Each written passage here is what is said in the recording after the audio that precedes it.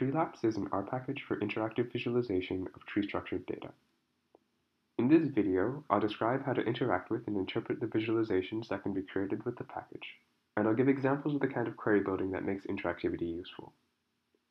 What I won't be covering here, though, is how to prepare data to be used as input for visualization.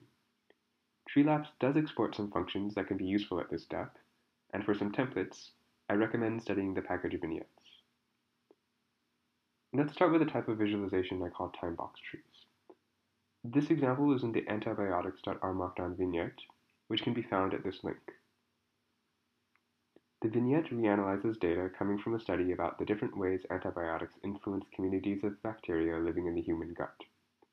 The basic questions were, first, whether there are any long-term effects from using antibiotics, and second, whether different bacteria respond to antibiotics differently. The time series is coming from the fact that bacterial abundances were collected at many time points, before, during, and after antibiotic treatments, and the tree is coming from the fact that bacteria can be arranged according to a phylogeny.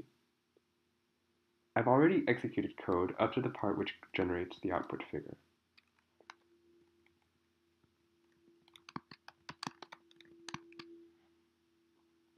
Before printing the display, let me show some of what the input looks like. The first argument here, time data, describes the abundance at each node in the tree at each time point.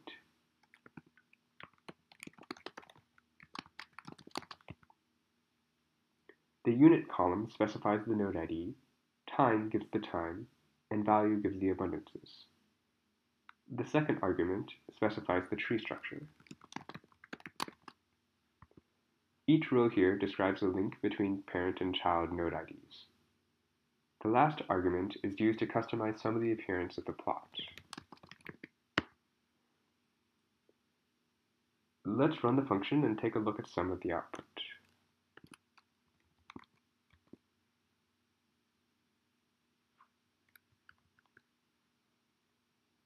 Nothing is selected right now, so everything appears faded away. Let me add a selection across all the series so that everything becomes visible.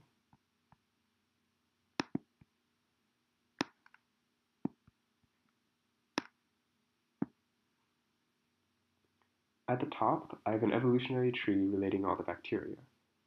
The circles represent taxonomic groups, with coarser groups at the top, and finer ones at the bottom. The branches represent evolutionary relationships. The sizes of circles and branches give the abundances for those groups. Branches are sorted from left to right according to abundance. For example, Firmicutes and Bacteroidetes are the two dominant phyla represented in the data, while the leaf nodes are observed species. On the bottom half are the time series of bacterial abundances over the full experiment. The x-axis gives the sample collection date, in terms of number of days from the start of the experiment, while the y-axis gives the sum of transformed microbial abundances across all species contained in the specific taxonomic group. For each node in the tree, there is one line, and pairs are always highlighted or faded away in sync with one another. From a high-level view, it is already clear that there are two time courses of antibiotics, both of which led to dramatic drop-offs in abundance, here and here, but that the community seems to recover relatively quickly. So we've already answered the study's first question, at least for this patient. At the top right, there's a panel that can be used to zoom into different parts of the time series. And on the bottom are buttons which can be used to modify which series are highlighted. Finally, here is a search box that can be used to highlight specific nodes of interest. To see why all this might be useful, let's think about the second study goal, about variation in bacterial responses. Suppose we want to see whether any microbes were less strongly affected by the first antibiotic treatment. To make this easier to study, I can zoom into the associated time window. To do this, I draw a brush over the series displayed at the top right.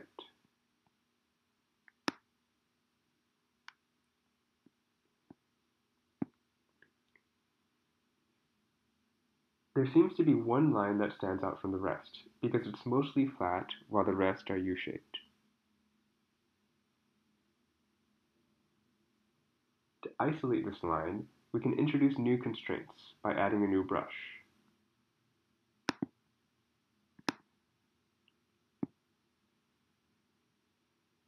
The only series that are highlighted now are those that go through both boxes. The associated nodes in the tree are also highlighted, and hovering over them shows their node IDs. In this case, it looks like the microbes in the Bacteroidetes phylum weren't strongly affected by those first-time course of antibiotics. In general, you could add or remove however many boxes you want, and you can change the positions of old boxes using the Change Focus button.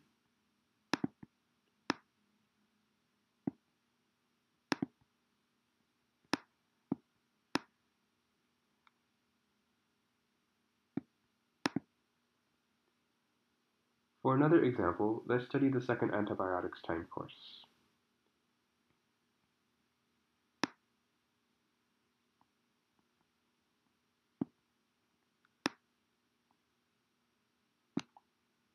While most of the series have temporary drop-offs, one of them stands out as having a delayed recovery.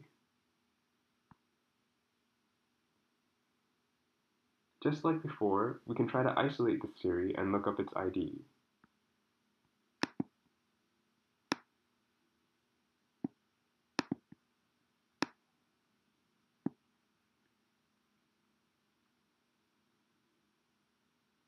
So, in this case, we see that among the more abundant microbe groups, the Ruminococcus seems to have a more sustained decrease in response to antibiotics, at least during the second time course for this particular patient. Finally, if we know ahead of time that there are certain nodes of interest, we can search for them in the search box. For example, we can search for Faecobacterium, and we can see that this is one of the Ruminococci that had a sustained decrease in abundance. This is the primary functionality of the Timebox tree view. Next, I'll describe a complementary visualization called Treeboxes.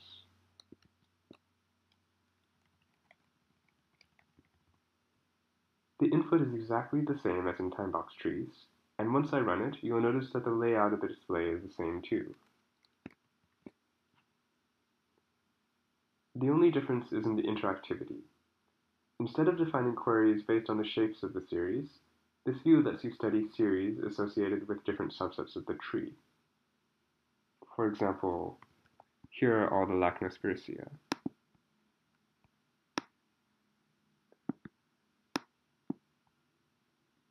And here are the Ruminococci.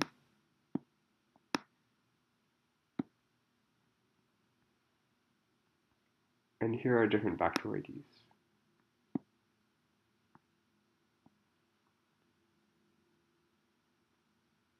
Alternatively, we could scan down the tree to see all the series at the phylum level, or the class level, or the family level, etc. As before, you can create multiple boxes and change focus between them.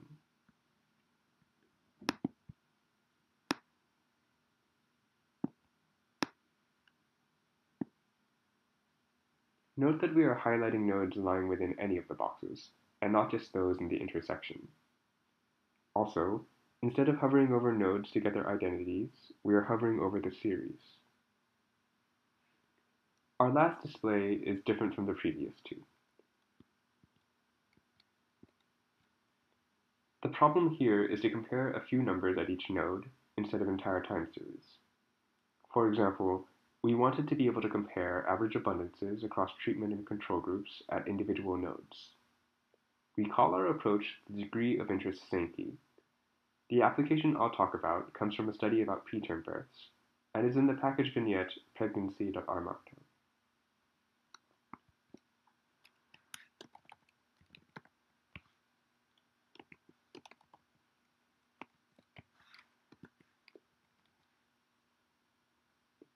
The expected input is almost the same as in Timebox trees. except that instead of a time column, we have a group column.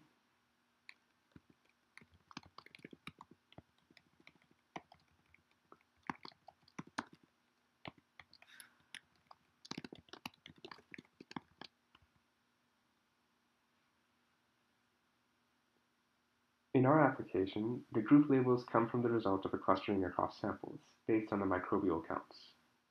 One of the clusters had been found to be associated with preterm births. The taxa object is just like the edges matrix from before.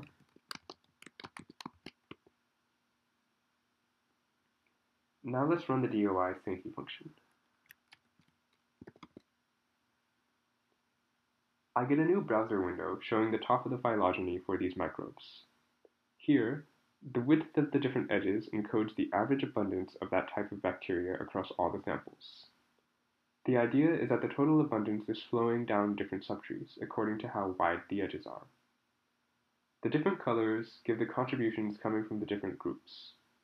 For example, the fact that the dominant color in these edges is red means that they were really only present in cluster 4. It actually turns out that this cluster was the one that was associated with preterm births. Now, when the display opened, only the top of the tree was shown.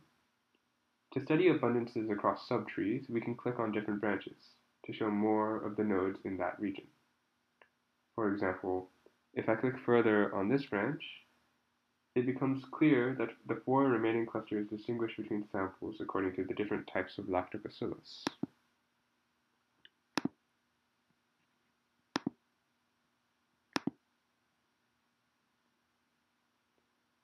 The other type of interactivity here is that you can search for node IDs, and only those branches that led down to those nodes will be highlighted.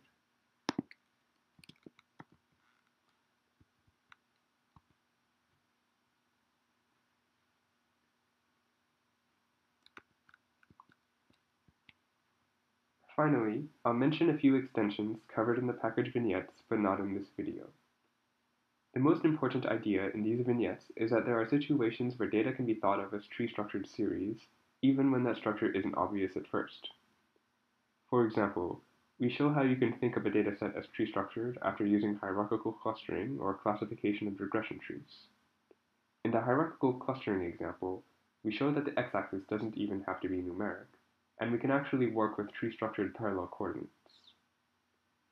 A second idea to keep in mind is that this package was written using HTML widgets, so that the output can be shared using any of the usual ways, including R Markdown documents, presentations, and Shiny apps. For example, the interactive vignettes on our webpage were built with R Markdown. Here is an example of that.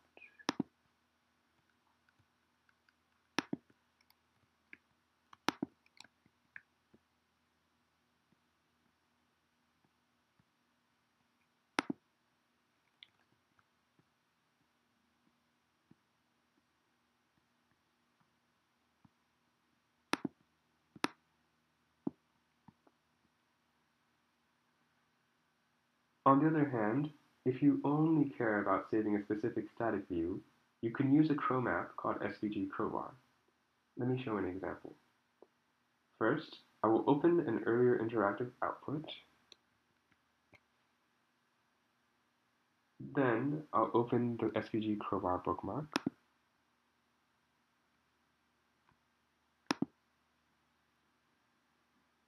Once the program loads, I can download the current state of the interactive graphic.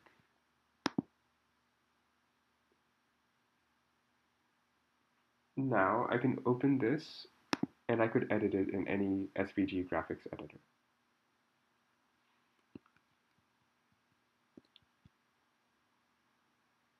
I hope you found this video interesting, and that you can try out Treelapse in your future work.